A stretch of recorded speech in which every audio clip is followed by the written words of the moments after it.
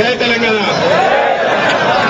మిత్రులారా, ఈరోజు ఉస్మానియా విశ్వవిద్యాలయం లోపల దాదాపుగా 6,000 మంది ఉద్యోగులు మొదటిసారిగా ఉస్మానియా విశ్వవిద్యాలయం లోపల బోధనేతర సిబ్బంది అందరూ కలిసి ఒక జాయింట్ యాక్షన్ కమిటీగా ఏర్పడి వారంతా ముందుకొచ్చి తెలంగాణ రాష్ట్ర సాధన గురించి ఒక వంతు కృషి చేస్తామని చెప్పి ముందుకు రావడం జరిగింది.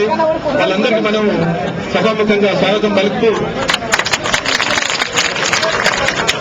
ఇటీవల ఈరోజు తెలంగాణలో ఉన్నటువంటి వివిధ విశ్వవిద్యాలయాలకు సంబంధించినటువంటి అసోసియేషన్స్ అన్ని కూడా ఏకతాటిపైకి వచ్చి ఒక సంఘంగా ఏర్పడ్డాయి. అవి కూడా ఒక జాయింట్ యాక్షన్ కమిటీగా ఏర్పడ్డాయి. వాళ్ళందరూ కూడా దానికి ఆ సంఘానికి కూడా మన ఉస్మానియా విశ్వవిద్యాలయాలకు సంబంధించినటువంటి అధ్యాపక సంఘం అధ్యక్షులు గారైనటువంటి సత్యనారాయణ గారు కన్వీనర్ గా ఎన్నికైనారు.